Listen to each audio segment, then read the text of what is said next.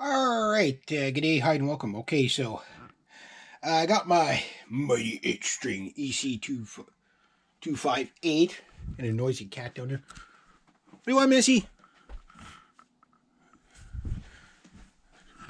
Just to interrupt my video. Animals only. Anyway, I got some questions on this guitar.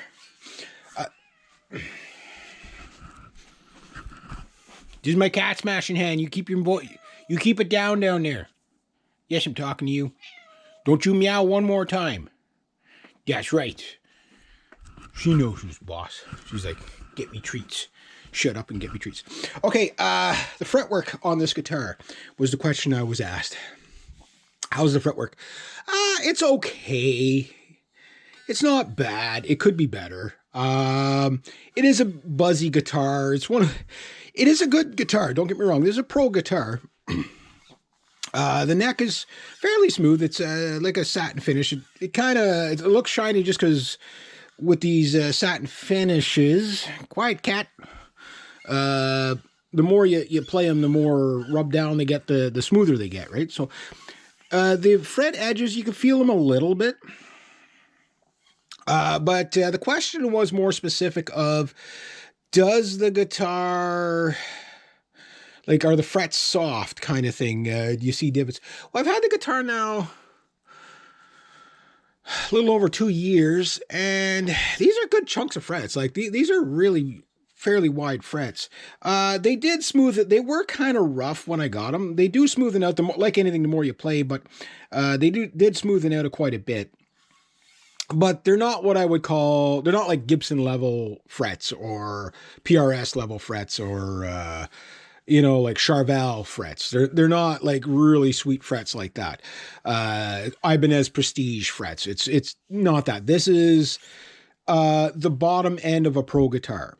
Basically, you get a mahogany body, mahogany neck, Jabota fingerboard, good enough fretwork that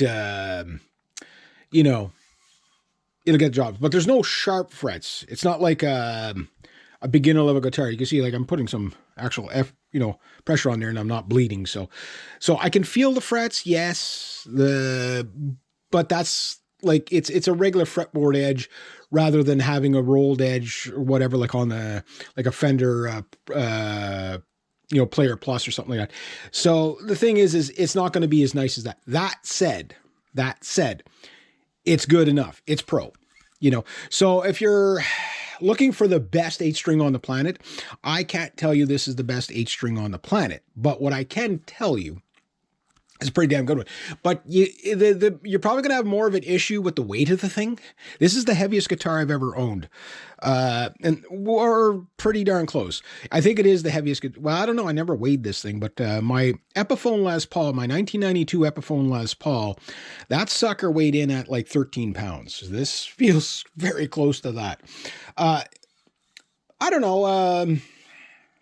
If you're going to buy one without trying, just know that the frets are a little bit buzzy. But the more you play a guitar like this, usually a lot of that buzzing goes away because of you smooth out the frets. But I don't see a lot of divots in the fretboard. Usually after about 3 years, you start to see divots on cheap frets. But even at that, I've never had it as an issue. Like, even when you did have fret wear, like, I never had it. And usually the fretware is usually going to be the first 3 frets or so. For some reason, it seems to get more tension there. If you do a lot of vibrato like that, you will notice that will smoothen out your frets. But like, frets wearing down in the modern age, even the cheap frets are pretty good. You know what I mean? I'm more interested in whether the fingerboard's going to be cutting my, the fret sprout's going to be cutting my fingers.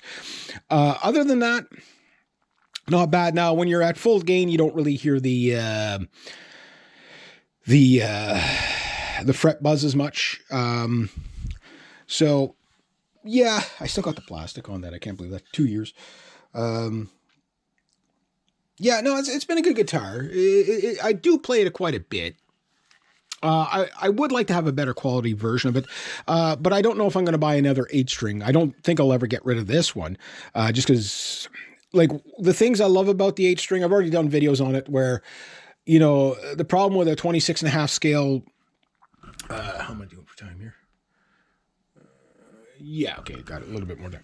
The only problem I have with the 26.5 scale length for the 8 string is it's not long enough to get the right tension on the F sharp and the B. So you have almost too much tension on the lower strings, kind of not like acoustic guitar tension, but similar to that. And you don't quite have enough on the other. Everything in between is fine, but the F sharp and that is a little muddier sounding. So we get more of like a bass drony sound rather than an actual really clean, articulate, sound. But it is a wild sounding guitar, like, especially if you down tune it at all. These are still the stock strings. Yes, I broke one. I do have 2 packs of 8 strings, and I do plan in the next week or two. I thought I had to have all my guitar strings changed by now, but I'm also, because I'm not making money with these things right now, playing live and stuff like that, I don't change my strings unless I necessarily have to, right? So yeah, these are the original strings from the guitar for 2 years old. I know, but they're not cruddy because I play them every day, right? I don't play this guitar every day, but I play it a couple of times a week, like 8 strings are like that. If you don't play them enough, you'll never really get used to them. It took me about 6 months to kind of get used to being able to play this thing without misfretting. So when I go to hit an E flat, I don't hit an A minor, that kind of stuff. I'm getting more, I'm more of a 7-string guy, and I'm really hooked on my Mark Holcomb 7-string. But what I'm also saying is that when you need that extra gnarl and you need to really knock the building off the foundation with the Kongzilla sound, the 8-string gives you like angry dinosaur sounds. I love it. That's why you get an 8-string. But musically, the crazy things you can do with an 8-string is just, I just wish the tension issue. I have now tried a fan fret 7-string, and the fan fret posed the problem I thought it would, is that you're now going into an even longer scale length, which makes it harder not harder, but more effort to play. So I think 26.5 is really the furthest you can go comfortably. And then after that, you're almost feels like you're playing a bass, like that extra inch or half-inch length would probably help out the tension on the guitar.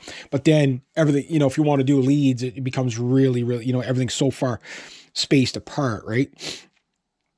But yeah, so other than that, I love the guitar. I mean, you can't really go wrong with them. Are there better 8 strings? I'd probably look at it. If somebody would ask me, would I buy this 8 string again? Knowing what I know now, I'd probably go after one of the Schecter 8 strings. It's just this one was in stock, and I do love a Les Paul style guitar. So, but the Schecter, you'd probably get better fret access up here. But I didn't buy this guitar with leads in mind. I did buy it more with, banging on rhythms and putting the rhythm tracks down, which this guitar does very, very well. If I could talk to ESP and say, hey, fix this, this, and this. Okay, the last thing I would suggest for them, even if you have to charge a little bit more, get rid of the Jabota fingerboard. Get a really nice dark rosewood fingerboard. Now, the Jabota fingerboard has darkened, so like this was almost like bright orange when it was new, and I haven't oiled this yet, so if it darkens a little bit more, not so bad. But tone-wise, this guitar, okay, get rid of the flags, put an ebony fingerboard there, and you can put a little dot on that would be so sharp. And offer it in a single pickup mode. Just get rid of the neck pickup altogether. One volume, one pickup, ebony fingerboard, get rid of the flags. Oh, that would be so just sinister looking. But yeah, no, I like it. The fretwork is good enough. Hopefully that answers everything for you. There you go.